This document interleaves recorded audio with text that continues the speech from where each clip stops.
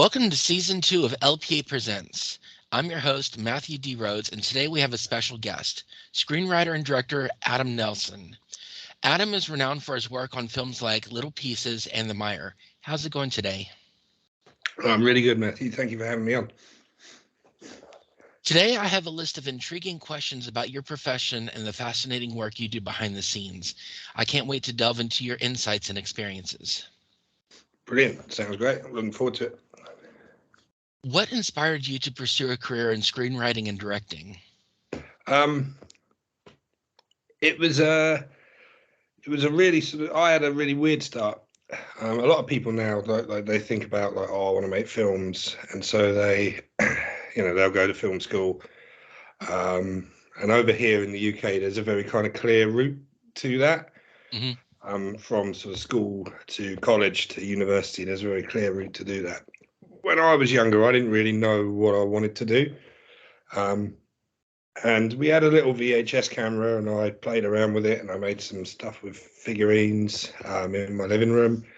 And when I was 15, my best friend and we tried to make a feature film called Attack of the Zombie Mass Murderer or something like that, where we were going to shoot every scene as a single shot and edit it in camera. So we started at the beginning and we were going to plan to finish at the end, but we made it about halfway through, made a mistake, rewound the tape, and whoever rewound the tape, we wound it all the way to the beginning. So we recorded over the first scene.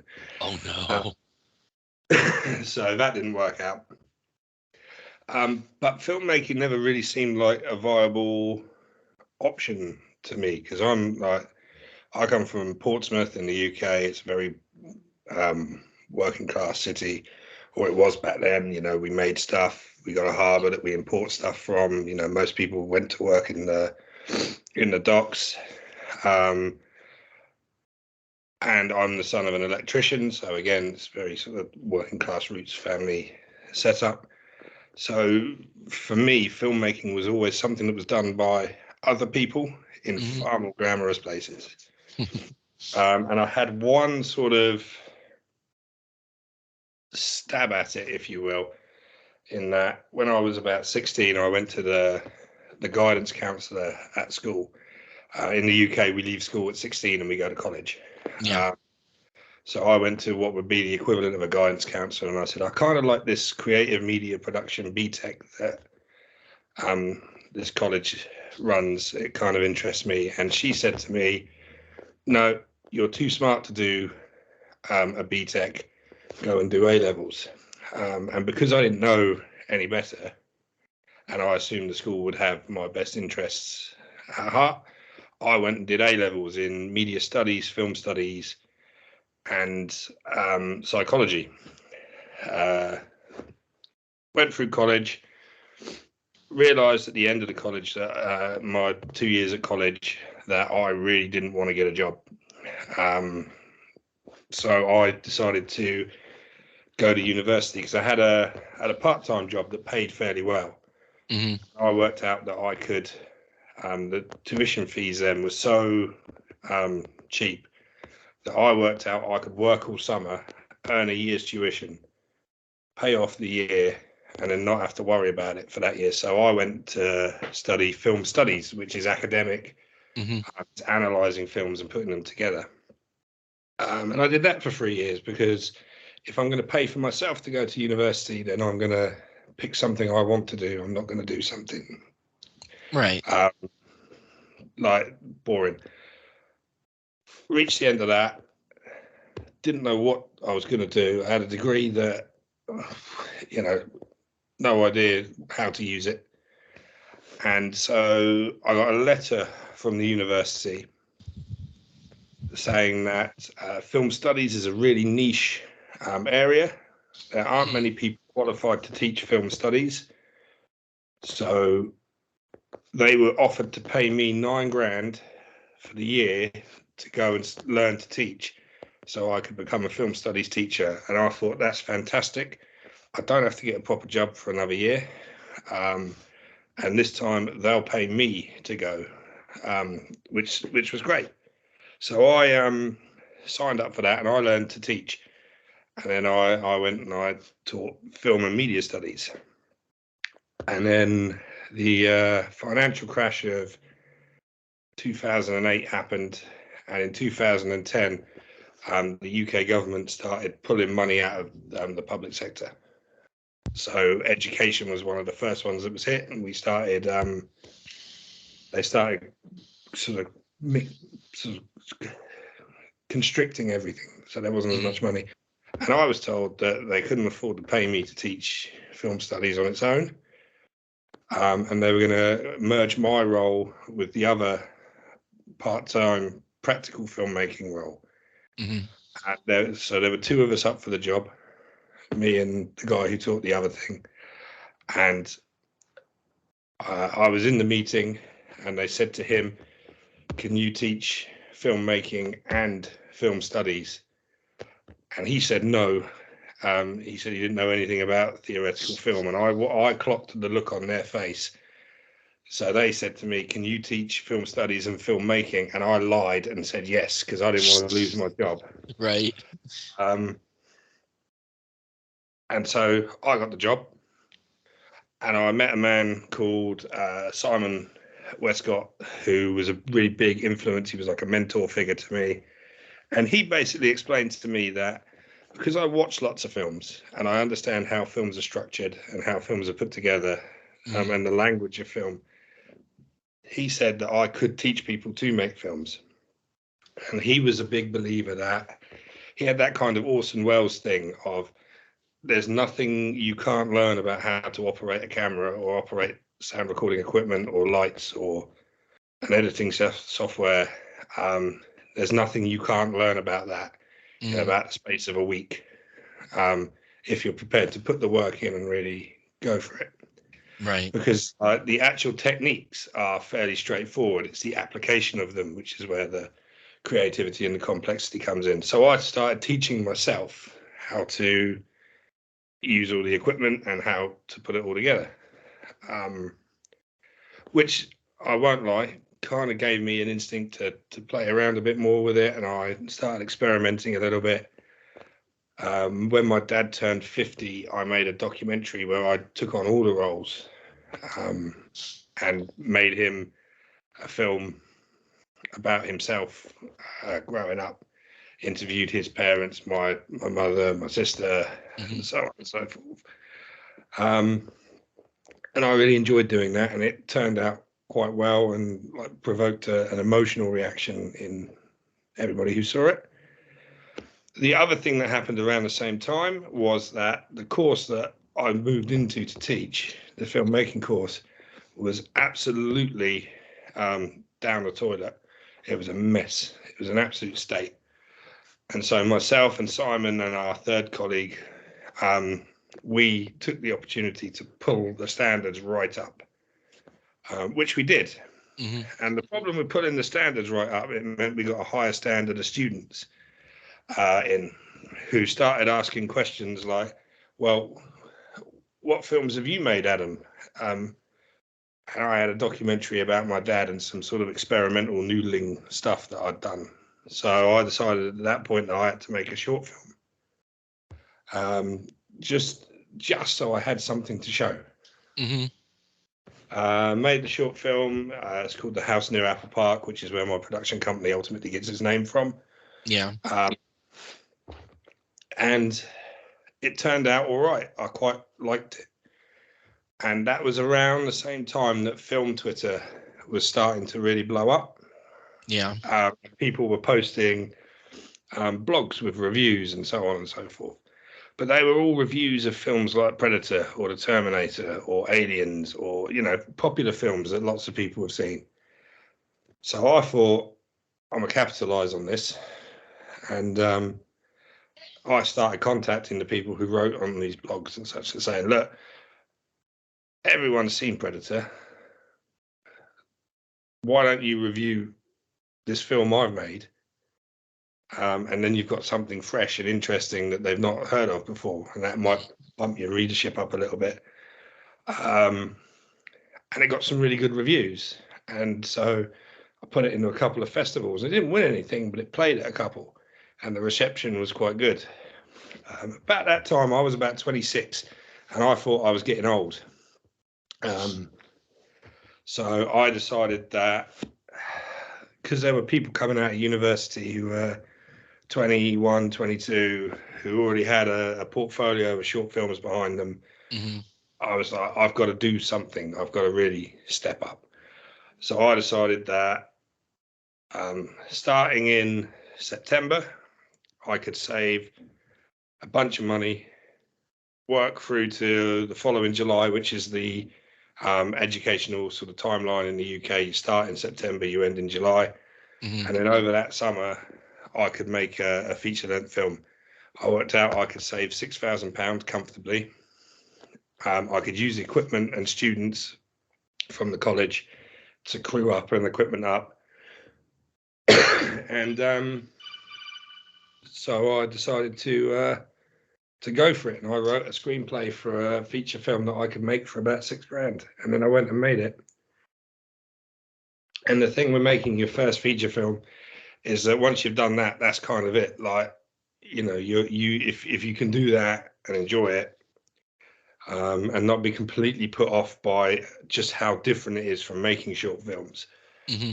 um, that's it. You're kind of in it for life. Then you want to keep doing it. Made loads of mistakes. Worked with actors who weren't very experienced. Learned a hell of a lot of lessons. Spent a lot of time in post production trying to fix and adjust the errors that we made. But when we premiered it, the reception was good. Again, the early reviews were very good. I think the problem with the early reviews being very good was that they kind of raised the expectation up that the film was really good. Yeah. And so as the reviews went on, they started to pan out and pan down a little bit. But at that point, I was just like, yeah, this is what I feel like I'm supposed to be doing. This is what I want to do, and this is what I'm supposed to be doing. And I stopped teaching film shortly after that because my experience making films was different from the curriculum I was expected to teach. Yeah. And I moved into teaching special needs and such to fill the kind of like living the fact that I've got to eat and such whilst developing films and making films. And I've been doing that ever since. And like that was the moment I knew, yeah, I'm a director and a writer, and this is what I want to do.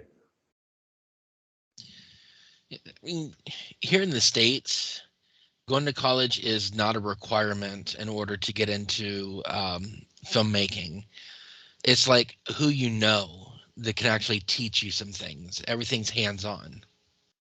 Yeah, it's not dissimilar here. Like I don't think I'd have made anything if I hadn't met Simon, um, and him sort of take me on as a sort of unofficial mentee. Hmm. He was very encouraging. After I made Little Pieces, my first feature, I made a short film, which was the first film I made for someone else's money. Hmm. And I was trying to take the lessons I learned from Little Pieces and apply them to this short film. I'd hired experienced crew who had a lot of background and a lot of knowledge, so I could learn from them. Yeah. And the shoot was quite uncomfortable and quite difficult. There was a lot of arguments and conflict on the set, and Simon had a great way of sort of telling me exactly what I needed to hear at the right time. And I think on the second day of the shoot, I called him up and I said, "Look, I'm not enjoying it this time around. It's really difficult. Um, I'm not having a good time." And he said to me, well, Adam, have the man who gave you the money, have you spent any of his money?" And I said, "Yeah, I've spent about £4,000 of it." He said, "Well, you better bloody well finish the film then, hadn't you?" And that was exactly what I needed to hear at that exact moment. It was precisely the thing. But it is very similar here. Like a lot of it is based on who you know. Yeah. If I was based in London, for example, I think I'd have probably made a lot more stuff than I've made. because I'd have more connections to go to. It's still very difficult. It's very difficult to raise money to make films in the UK anyway. And a report came out yesterday that basically said our indie film sector is at market collapse, um, which is not good news. No. It's not the news I wanted to hear when I'm just developing my third feature film. But yeah, I think if I was in London and not in Portsmouth and not so focused on making films in Portsmouth, I'd have probably moved a lot faster than I have. Can you share your creative process from the idea to the finished script or film? Um, it varies from project to project, but there are set stages, but how I approach those stages differ. So when I have an idea, the first thing I do, if I'm going to write the script, um, the first thing I do is I enter what I call the interrogation phase, and that takes about 3 or 4 weeks. And it's just where I have the idea and I come up with as many different ideas around the idea as I possibly can. Mm-hmm. Because the original idea is usually very thin and not very specific. And then the first couple of ideas I have about that idea are usually pretty bad and borrowed from other films that I've seen and so forth. So I like to get sort of 10 things around each element of the idea so I can really explore it and pull it apart. By that point, one of two things will have either happened. One, I'll have loads of ideas and I'll still be excited about it. And so I'll start moving towards outlining, or I'll have stopped thinking about it, at which point it's probably best to acknowledge it's not a good idea anyway. Then I move to outlining. I outline differently for each project, and some projects I don't outline at all. Mm-hmm. Depends how serious I'm taking it. Yeah. For example, last year I wrote a feature script that I didn't outline at all. I just wrote 5 pages a day in the morning and then spent the rest of the day thinking about what was going to happen in the next 5 pages so I could just pick it up and do 5 pages in the morning. Great fun. Really silly idea, though. It's basically Dracula, but set in a beach house. So I didn't want to expend lots and lots of energy on a silly idea that Mm-hmm. makes a silly film. Whereas other ideas, I spend a lot of time with the characters first. I'm a very character-driven writer. I believe that plot comes from character Mm-hmm. rather than characters fit into plot. So I spend a lot of time with the protagonist and the antagonist. I work out who they are, what they're doing, why they're doing it. And at any point of this process, I give myself complete permission to say, this isn't very good. It either needs to go in a drawer, or I just need to admit that it's not very good and move on Yeah. to something else. One of the worst things you can do, I think, is commit to something that you kind of instinctively know is a bad idea, but because you've already committed so much of yourself to it, you want to hold on. Once I've outlined it, I will either go to draft or I'll write a really heavy outline. It depends how serious I think the idea is again. Right. If it's something that I'm really passionate about and I really want to get right, I'll do what I call a heavy outline, which is usually about 100 pages long. And I write each scene and I cover basically everything but dialogue. So I cover what the characters do, where they are. I describe the location in real detail. I describe what they're thinking and what they're feeling when they say things. And I say what they say, but I don't write it as dialogue. It'll just be X tells Y they don't like it or such. And then once I've done that, I will go back and I will write the script. And then the only thing that I need to worry about is taking things away Mm-hmm. rather than sort of putting things in and making sure it's the right length. Because I'm taking out a load of details and then I'm writing dialogue. My dialogue's not great, I must admit. it takes me a long time to get dialogue right, so I don't worry about dialogue in the first couple of drafts.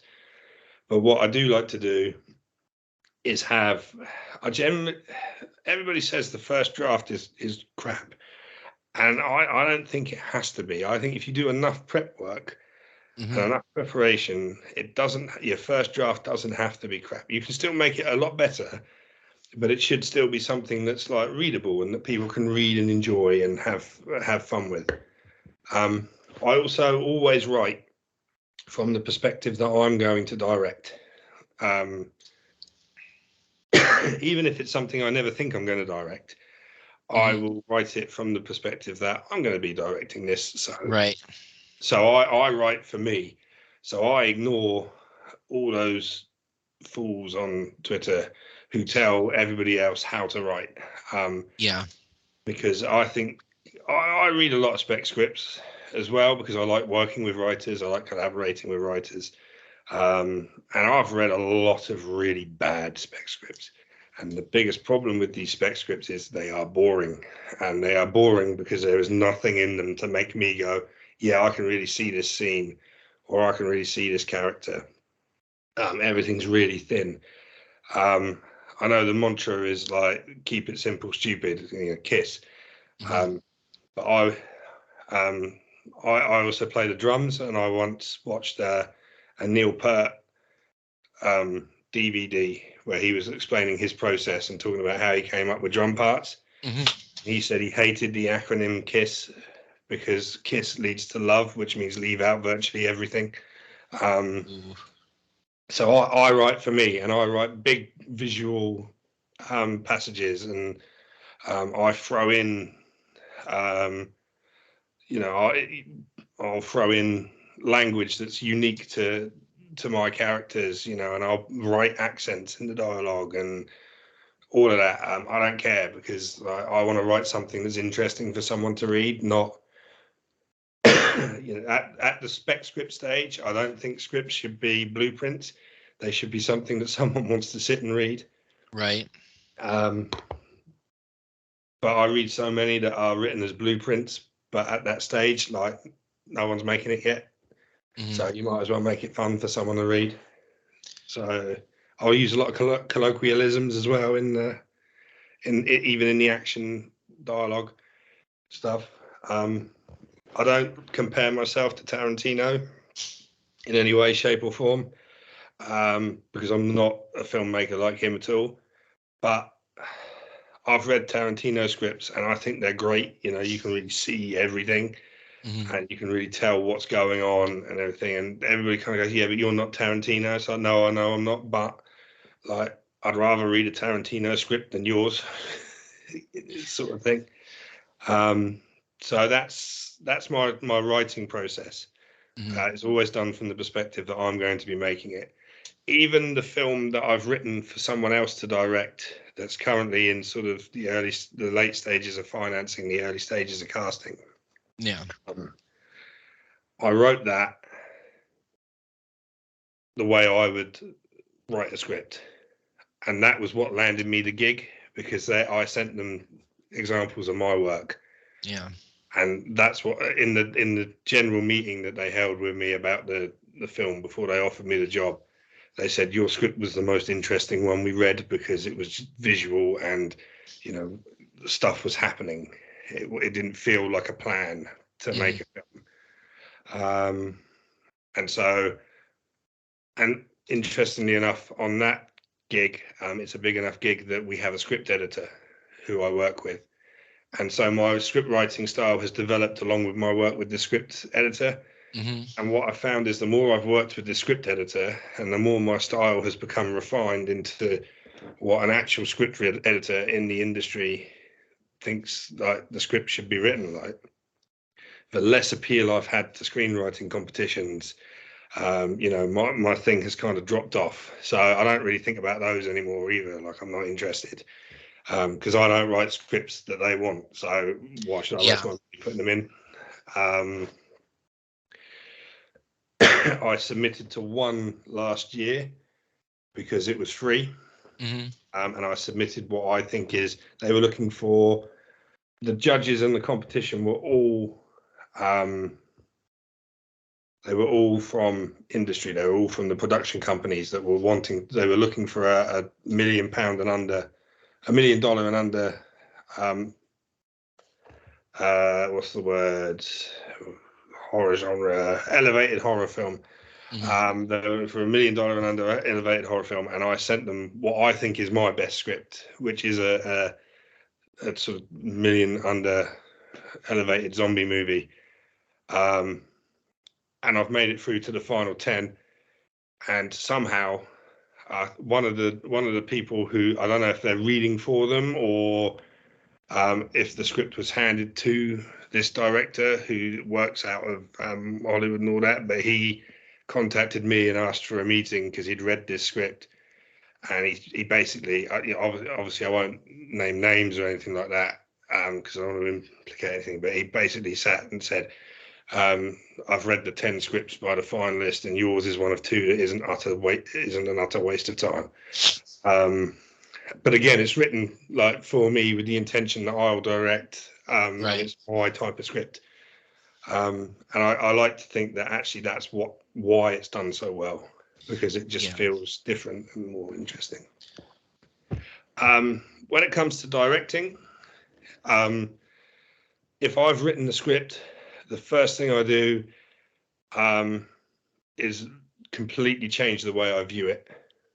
So even though I've written it and I've written it for me to direct, and so there's a lot of implied camera movement and shots that I want, I then go through it and cross all of that out and just focus on the core of the characters and break those down, figure out who they are, and then use what I learn about them to work out, actually, this is going to be the blocking, and this is going to be the framing, and this is going to be the thing. I then spend a lot of time with the actors. I believe that directing, the job is essentially to answer questions.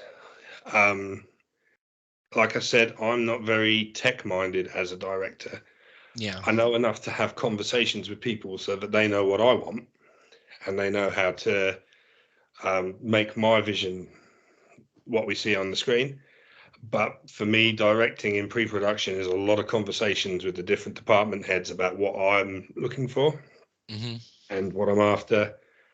I'll give my director of photography a watch list of things that I'm interested in. He'll send me a watch list of things he thinks complements that. He'll develop a lookbook for me and then ask me, is this what you're thinking? Or what about this? Or what about this? I spend ages with the actors, depending on what they need, because actors are all different. On the Maya, for example, I had 3 main characters who I hadn't worked with before. One of those, we had a conversation at the beginning to make sure we were on the same page. She then said, okay, I now need you to leave me alone for a bit whilst I build this, and then we'll come back together towards the end to make sure it's to sort of fine tune it and make sure it's definitely what you want. I had another actor in that troupe who he and I had several 6 to 8 hour long conversations about his character and what he was going to do. And a lot of it was kind of like pulling out the bits that I didn't like, adding in the bits that I wanted, and then just giving him that sort of reassurance that, yes, you're on the right track. Yes, you're doing the right thing. This is what I want from it.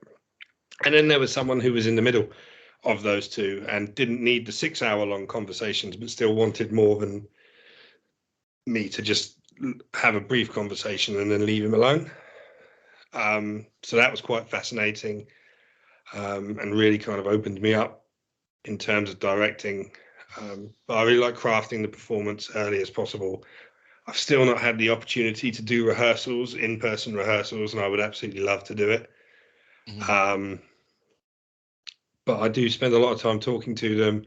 And then when we make changes and we make adjustments, I then hop on to calls with the other actors and say, right, so this is going to happen here rather than this, because person X thinks they can do it that way. Then when we shoot, shooting is admittedly my least favorite part of the whole process. I think because, and that's not to say I don't enjoy it and it's not fun, Mhm. I just think of the three main stages, it's my least favorite because everything is like reactive. You're reacting to what's going on. Like, oh, a problem has occurred. How do I solve it? Right. Oh, I've got 6 shots left on my list and only enough time to do 2. What am I going to do?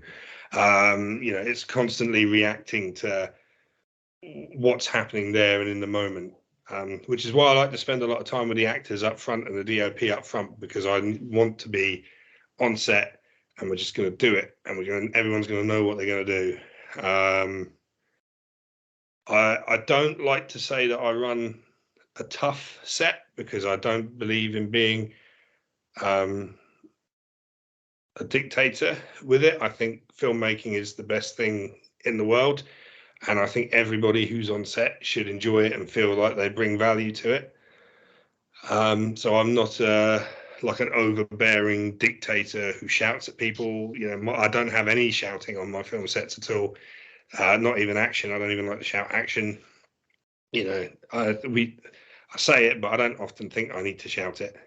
I don't think we need to shout it at all, unless the actors are at the other end of the room. Um, I've got a far more kind of Clint Eastwood approach, where I like to say, all right, go on. And then at the end of it, we'll say, okay, that's enough, and move on. I have a friend of mine who has acted in a lot of my films, and he always gets a bit of a complex because, like, when I'm ready to move on, I'll just say, that's okay, that was fine, let's go, let's move on. And he sees fine as being like, oh, I could do better. Whereas I see fine as, this is exactly what I wanted, let's move to the next bit. Right. Uh, he's gotten used to me now, but the first couple of films we did together, he was like, what's going on? I can do it better if you need me to do it better, and such.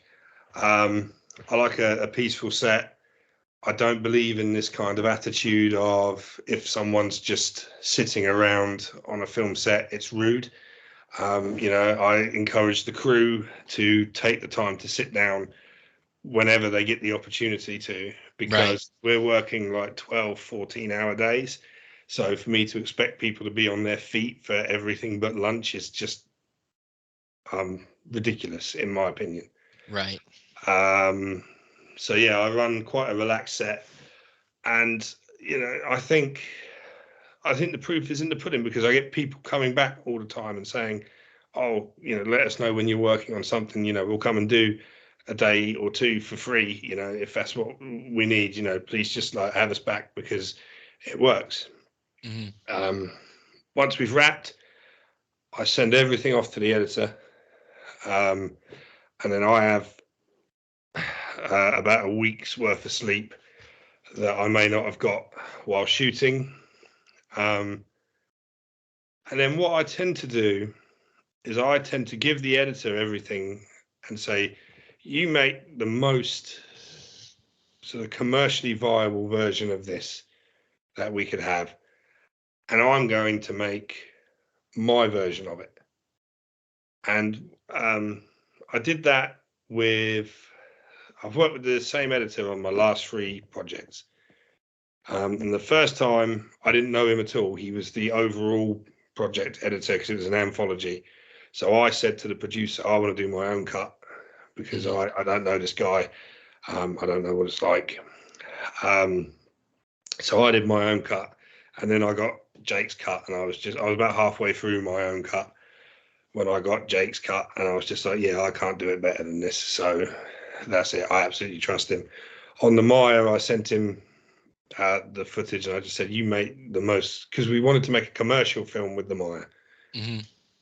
Um, so you focus on making the most commercially viable version of this film you possibly can. I'll do a director's cut. I finished my director's cut. About a week later, he sent me his cut, and there was about 4 minutes difference, and we'd generally done the same thing throughout. There was one sequence that we shot as a oneer, Hmm. um, and then we shot coverage, and I kept it in as a oneer because we wanted to see how it looked as a oneer, and Jake had basically gone in and trimmed it up and done it using the coverage. And he was right. It was better that way. And so my director's cut of the Maya, doesn't need to see the light of day. His version, his first cut was what we were looking for, and then we kind of pulled out another 20 minutes of it and got it down to 95 minutes long. Working as a team, we work remotely. The way I see it is Jake is very talented and knows his job very well, and so I shouldn't have to sit in a room and peer over his shoulder and tell him exactly what to do. Right. Because if I'm going to do that, I might as well edit it myself. And then, we work together very well like that. I work with the same composer on pretty much everything I've done, and his role starts at the script stage because I send him the script. Usually, I have to coax him into doing the film. So I'll send him the script, and he'll say, "I can't do it. It's I haven't got time. It's too big. I don't pressure, so on and so forth." And I'll say, "Okay, never mind." And then a little bit later, I'll say, "Look, I know you said you didn't want to do the film, but could you just have a look at the script and see what sort of state it's in? Because I trust your judgment on these things." And then about a month after that, I'll send him another email and say, "Oh, have you managed to read that script yet? I'm really struggling to find another composer." And he'll send me back like, "I've already got 4 ideas and I'm working on more." Because that's the way it just works that way, and it plays very well. And his work, I think, genuinely elevates the films. And I've basically spent a lot of time building up relationships with crew that I trust to do their jobs. Yeah. So that I don't have to sit with someone and tell them exactly what to do, because I remember when we first started talking, you said you were interested in being an auteur filmmaker, and I think that's a very valid approach, and that it has worked really well for many people, including some of my favorites. But I'm not that type of director. I like to.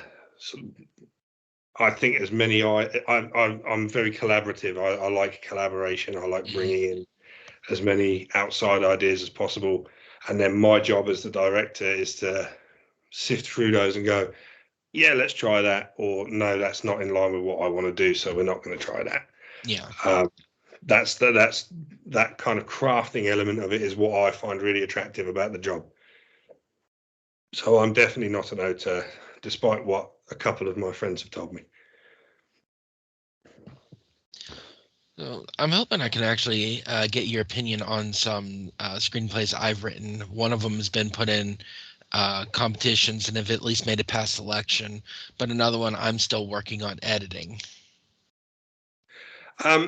You're more than welcome to send them to me. It takes me a long time to read things. Right. It's nothing personal. No. I just really don't like reading scripts. And you'll find this is kind of like a common thing with producers and directors and such. And it's nothing to do with like the individual person at all. It's just that we read so many bad ones that we kind of we have reached a point, unfortunately, where we assume it's going to be bad, and so we kind of try and put off reading it as much as possible, because no one wants to hear that things are bad either, and no one wants to tell people, because it's not nice. And I'm not assuming at all that yours will be bad. I just know that it will sit there for a long time, and I'll just be like, I could read this, or I can watch a movie, and such. I want to know where to improve, because I'm coming from writing novels into writing screenplays. See, that might appeal, just in the sense that like it might mean that your work is a bit more descriptive and a bit more visual, and so I quite like that. I'm not opposed to chunks of interesting text and so on and so forth. In fact, one of the I'll open a script, and if every single thing is just a single line, that's the first thing that makes me go, "Oh no." Well, the first thing that makes me go, "Oh no," if it's not like over 100 pages long. um, Um, don't well, worry about it if it is. my pilot script is only about 60 some pages long, 61 pages. That's perfect. Like that's perfect for a pilot script. Yeah, And I say 100 pages, but really it's kind of like, basically I was once sent a script that was 170 pages long, and I don't want to read that. yeah, no, I was hired to write a film that I'm not allowed to talk about because I signed an NDA. right. But I turned in a first draft that was 185 pages long. And I said to the guy, look, it's 185 pages long, but everything is in here. So like now we can just go through it and we can start pulling things out and merging things together and adjusting it, and we'll bring it right down. And the next draft will be a lot tidier and a lot tighter. And Yeah, I went into the meeting and he said to me, no, it needs to be longer. And I was like, I'm off this project right now because no one is going to read a 184-page script, let alone something that's no, longer than that. no. I try to keep my movie screenplays to about 90 pages. Yeah, that's a nice number. That's a nice number. 90 to 100 is a really nice number. The shorter the better, Yeah, because we've all got.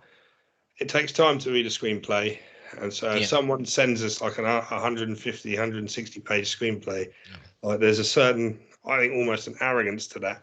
yeah. It's like, well, you're assuming I have nothing to do.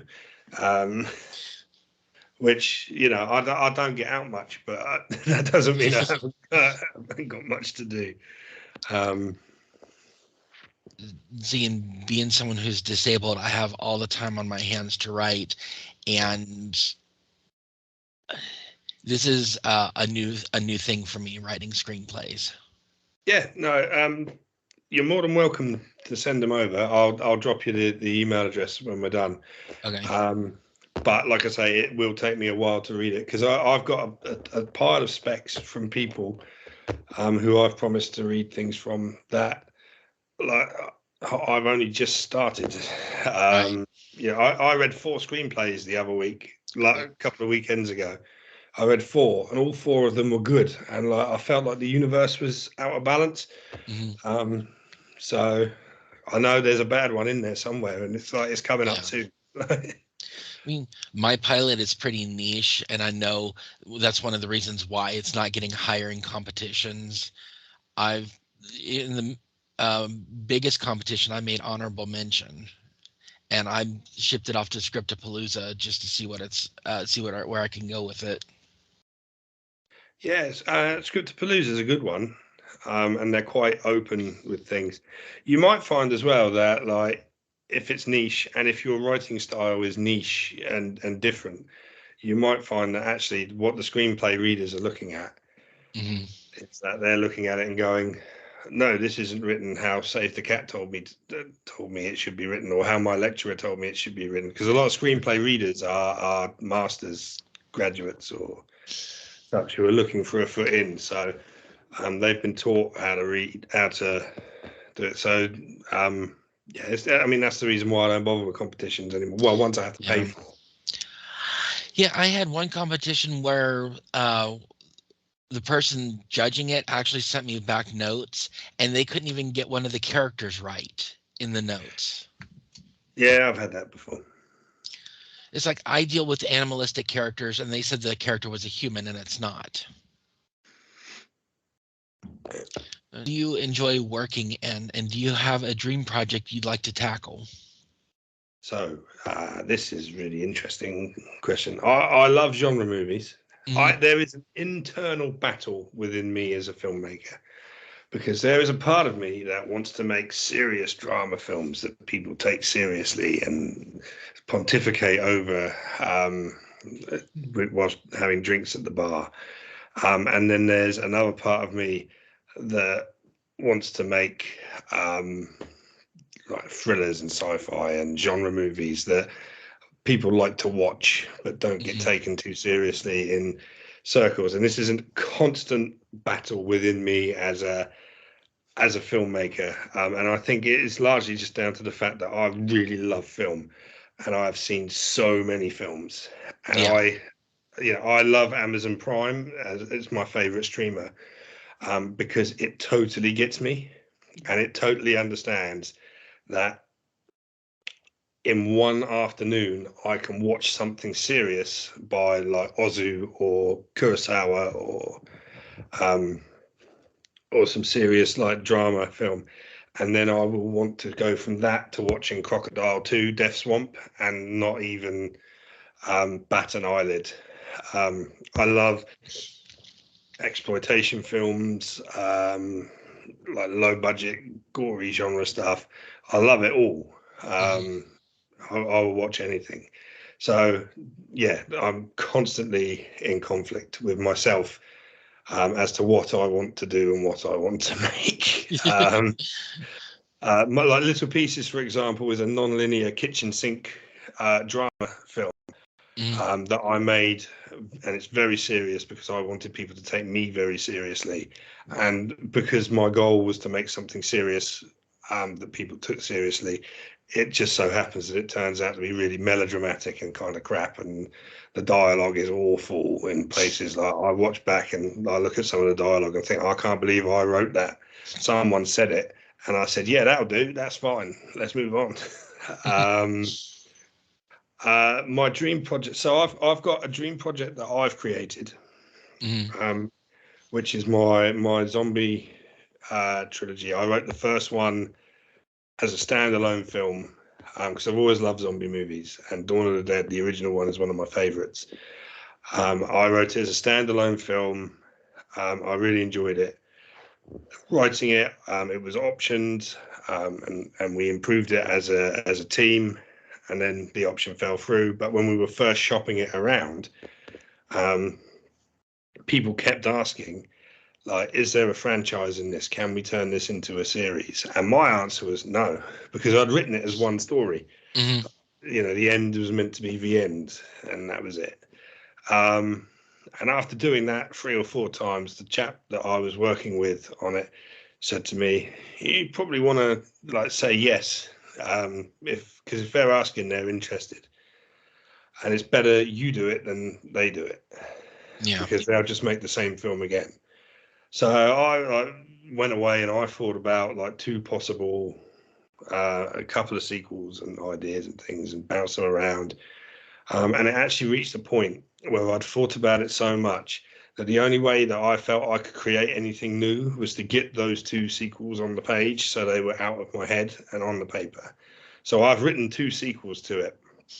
And the sequel to the one that's in really good shape, because I've only done first drafts because I don't, Hmm.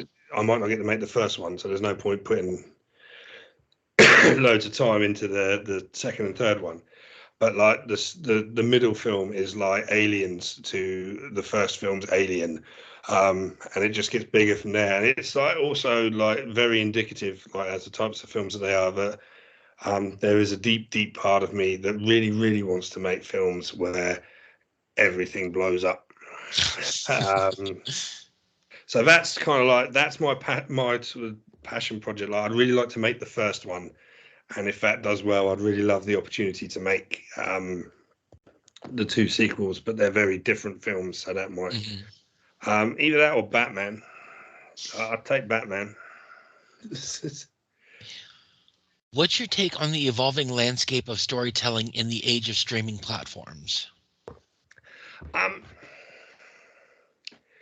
I think that I really like that the streaming platforms have kind of almost made a home for the type of films that I liked growing up, which Hmm. were those sort of mid-level thrillers and you'd see it. They'd star Kurt Russell and Kiefer Sutherland and such, and they came out in the late 90s and early 2000s. And those films don't get cinema releases these days. Yeah.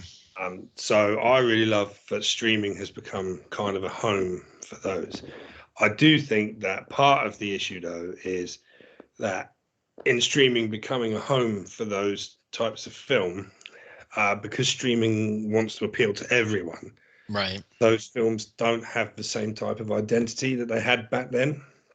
because they weren't as worried about it. Whereas streaming, it's like we've got to get as many eyes on this in the first 2 weeks as possible before it disappears. Right. So I've seen these kind of like mid-level erotic thrillers that like you kind of like modern day takes on Basic Instinct and so on and so forth that are just so boring and kind of unsexy and made by people who aren't perverts. And that was kind of like the best thing about those films from the 90s and such, is like these erotic thrillers were made by perverts, and you could tell. But also, like, however, I think the streamers film a lot in the UK because we have a really good tax rebate, Right. and they're building studios and all that here.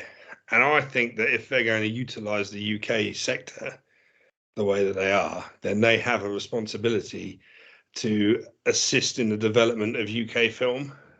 Because like I said earlier, there's an article just come out that says we're on the verge of market crash in terms of indie cinema here.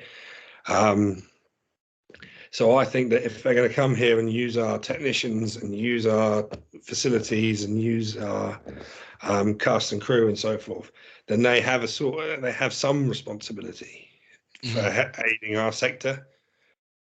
Be it a quota to release a certain amount of UK-based films, or we put a levy on the tax rebate, so they apply for 20%, but we keep 1% to go back into the indie film sector, and they get the 19%. And such. Like, I think there should be some sort of responsibility, because otherwise they're just going to suck us dry. Yeah. There's a reason why a lot of UK filmmakers make like a little indie film here that does really well around the world, and then they get up and go to America. It's because there's nothing here for them. Right. And there is a part of me that does wonder, if I had the opportunity, would I do it? And right now the answer is yes, because if I have the choice of making films and not making films, I'm going to pick making films. Yeah, I mean, I'm in the mindset of I want to entertain. I don't care how much I'd make from it. I just want to get my stories out there to people. Yeah, I've seen my films in cinemas, and it's amazing to watch one of your films in a cinema with an audience. But if when we're doing the distribution deal for the Maya, which we're about to start sort of working on our distribution deal, if I get a really good offer from someone who says, yeah, we can put it out there on streaming and get it onto a lot of streaming services, and we'll give you 80% and we'll keep 20%. And there are companies that do that. Or someone says, yeah, we can put it on DVD, and, we can maybe, you might make 20% of this, that, and the other. I'm going to pick the one that gets it onto as many sort of services and channels as possible, because I want people to have access to it. There's no point making it if very few people get to see it. Right. What's your advice for aspiring screenwriters and directors trying to break it into the industry? This is a tough one. Just because I don't necessarily feel like I've completely broken into the industry. I'm a lot further along than some people I know are. And it might just be my imposter syndrome speaking. But I think one of the main things is, as a director, you have to be prepared to take risks with the things you make. You have to be prepared to go and just do it. That's an element to it. Networking is really important, be it online or in person, because networking in person doesn't work for everybody. No. And there is a growing kind of recognition of that as well. I hate networking in person, but I'll talk to anyone on Twitter. I think one of the main things for me, and this is something that I firmly believe in, and people may not find it as helpful as it's meant to, is, first of all, don't take things too seriously. Don't feel you have to, and I'm saying this because I made this mistake. Don't feel like the first things you make have to be super serious so that people will take you seriously. Right. Because if you do that, you run the risk of it appearing earnest and melodramatic, just like I did. And so, and then you're not going to have the effect you think you're going to have in that respect. Don't be afraid to make stuff that's fun and a bit silly.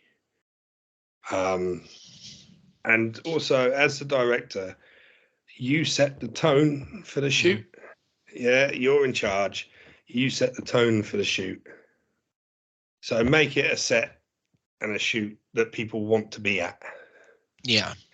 Yeah, make it a shoot that people want to be at, because I don't want people to finish a day's work for me and to go home feeling like they haven't contributed, that they've been treated badly, and that they've not gotten anything from being there. I work a lot with the local university students, and the people who do that, who run that course, are happy for me to use their students on my shoots because they know they're going to get something from it, and that they're not just going to be stood around making tea and going and getting things from the trucks and so on and so forth.